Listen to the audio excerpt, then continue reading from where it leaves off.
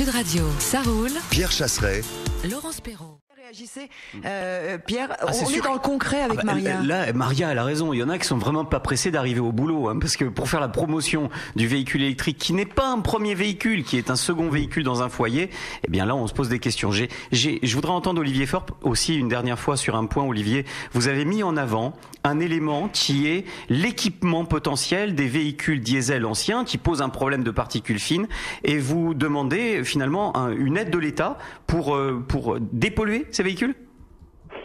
Tout à fait. En fait, moi, ce que je propose, c'est ce que font en fait nos voisins européens. Et donc, comme l'a dit Éric Le Comont, nous partageons tous l'objectif de dépolluer nos villes, et c'est un impératif de santé publique. Donc, il n'est pas question de revenir sur l'objectif. En revanche, c'est sur les moyens d'y parvenir que nous différons. Et donc, moi, ce que je suggère tout simplement, c'est que nous fassions ce que font nos voisins, c'est-à-dire que tout véhicule qui doit rentrer dans une zone basse émission doit être équipé d'un filtre à particules.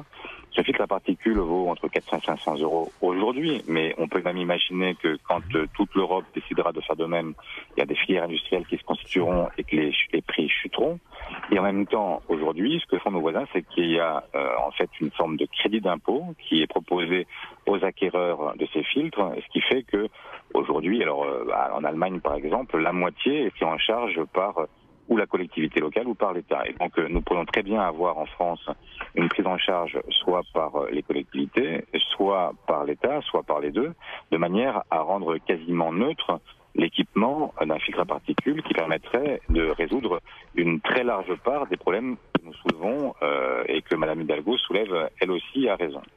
Finalement, un crédit d'impôt de santé environnement pour l'achat de systèmes de dépollution. Et devinez quoi? Nous sommes en ligne avec Fabrice Godefroy de l'Association des dieselistes de France qui propose ce type de matériel, ce type d'outils de dépollution. Alors concrètement, Fabrice Godefroy, bonjour. Bonjour. Comment ça se passe? Combien ça élimine de particules fines? Est-ce que ça fonctionne, ce type d'outil? Alors déjà, j'aurais aimé, si possible, refaire quelque chose de positif. Il y a quand même quelque chose de positif dans le plan anti-pollution de la mairie de Paris.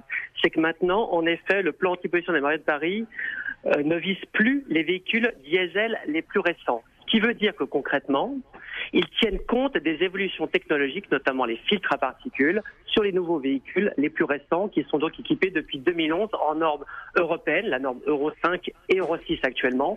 Donc ça, c'est quelque chose de très positif parce que ça veut dire qu'ils tiennent compte de ces évolutions technologiques qui font de ces véhicules-là des véhicules donc non polluants ou moins polluants. Donc ça, c'est quelque chose de positif. Alors le problème, comme vous le dites tous, c'est les anciens véhicules qui n'étaient pas équipés de ces filtres à particules, donc les anciens véhicules. Est-ce qu'on peut les équiper? Est-ce qu'on peut les équiper? Et parce qu'on n'a pas beaucoup de temps, est-ce qu'on peut les équiper? Et combien on élimine de particules fines, Fabrice Godefroy? Alors, sur un filtre à particules donc d'origine, on bloque 99,9%. Sur un filtre à particules post-équipement, c'est-à-dire qu'on pourrait équiper, il n'y a aucun souci, c'est pas compliqué à mettre en place. On bloque un petit peu moins, on bloque entre 60 et 70% des particules. Wow. Ce qui est déjà bien, mais ça veut dire, Monsieur Godefroy, qu'on peut installer sur une vieille voiture un système filtre à particules. Le système existe et vous le connaissez. Alors non seulement il existe, il n'est pas du tout virtuel. Il faut savoir qu'en Allemagne, comme Monsieur Faure l'a dit, ça existe déjà. Ça existe déjà depuis 2006. Il y a eu des aides de l'État multiples. Il y en a actuellement à Berlin une nouvelle aide qui a été mise en place en février.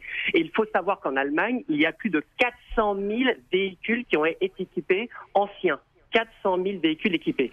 Et on les a eus la semaine dernière, donc les gens qui équipent, c'est un équipementier notamment allemand.